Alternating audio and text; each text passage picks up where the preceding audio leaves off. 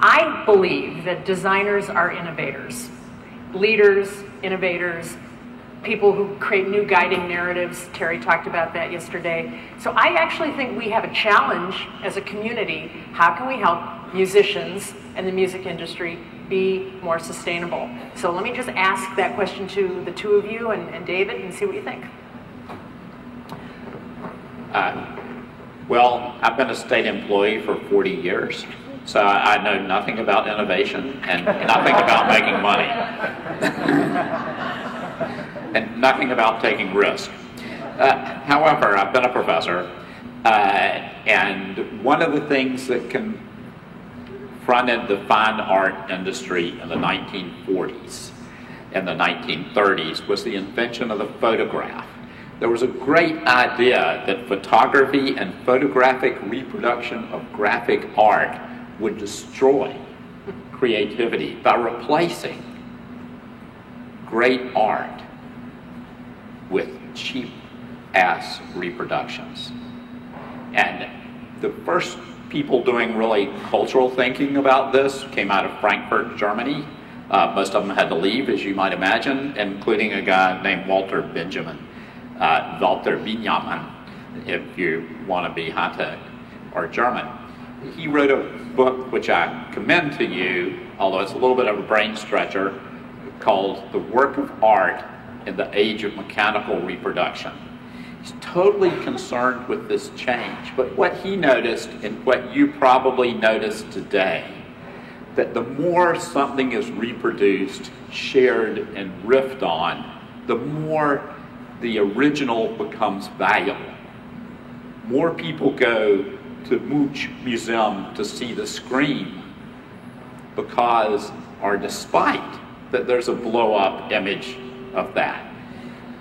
What Benjamin said, which is a little bit like what Lawrence said, although he said it in a very German way, there's a fetishism of the original, a desire to be in the presence of the original that holds the essence of the creator, he said. And this has a lot to do, frankly, with European versions of copyright law, which don't happen in America.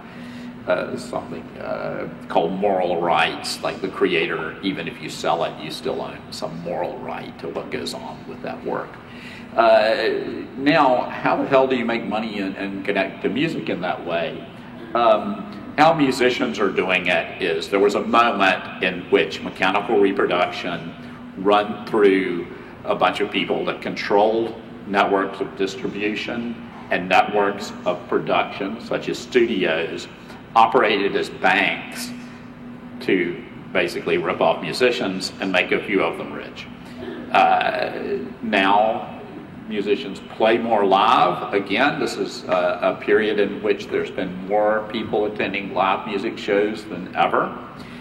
So the challenge for designers is, how do you, in that moment, create mementos and branding, I hate to say it in that way, but experiences that can be represented through design to take home or take in your mind the same way that the designers for Joy Division were able to tap into that Manchester scene and make other people think that, like, coming from Manchester, England was actually a good thing.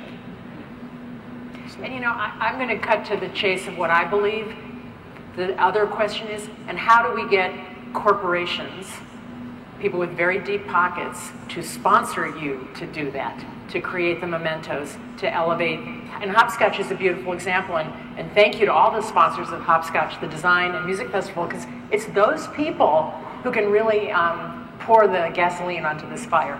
But Lawrence, what do you think? What are the opportunities? Well, I think, you know, as Julie, you're leading off here, you know, the corporations will follow where we lead.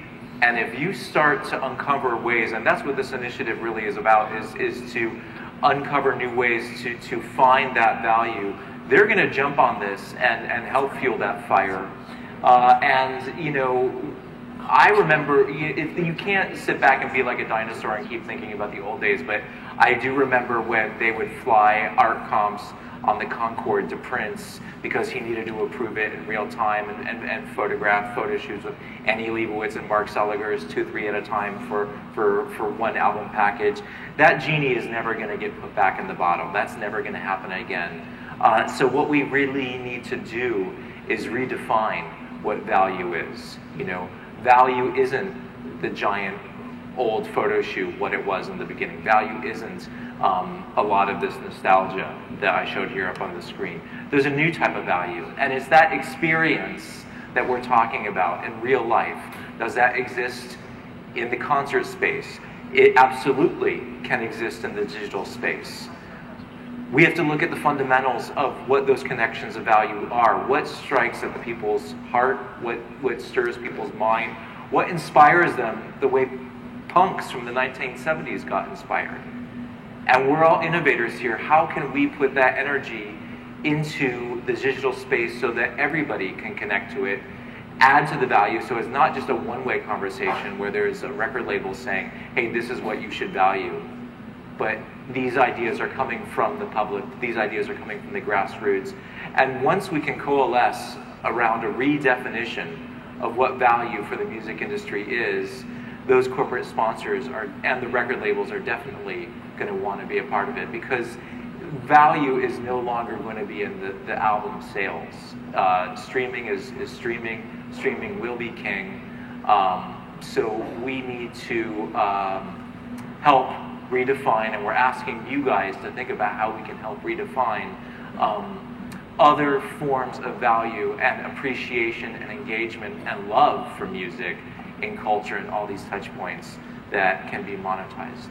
And as so often happens, and it's a sign of that what we're talking about is so interesting and valuable that we have to end it before we want to. But our time is, actually we're running a little over now, but we're going to take a couple of questions if we can. And we've got some folks out here.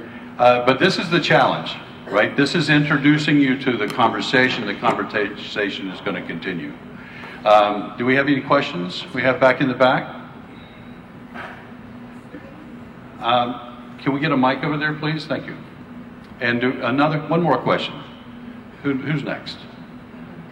One of the things I find really depressing, and knowing some of the engineers and producers, there's no way in iTunes anyway to click on a producer and find all the other work they've done. And I feel like when I used to work at a record store, and I actually did, one of the ways you found other music that you would like was to actually look at the producer and some of the engineers. And I just feel like it's horrible. We have all this data, and there's literally no way to find any credits in iTunes for all the people who make the music. So I would suggest that is a pain point that can be solved through design. That's a great, we should write. Does anybody have a pen? Yeah, that's it. Any other questions? Any other questions? Just for fun, I think the algorithm in Spotify takes that into consideration. Let me make a couple of quick closing comments. This is an invitation. This is just the beginning of the conversation. We will be talking about this on AIGA.org and on AIGARaleigh.org. And Lenny, can you stand up? This is Lenny Tenziani. I don't know if I pronounced it quick. Terenzi, who is one of the leaders of the Raleigh chapter. And if you aren't part of AIGA, talk to Lenny. There are a lot of good reasons besides this to do that. In a moment of shameless self-promotion, we have our national conference coming up October 17th in Vegas. Come if you can. Lenny's got postcards.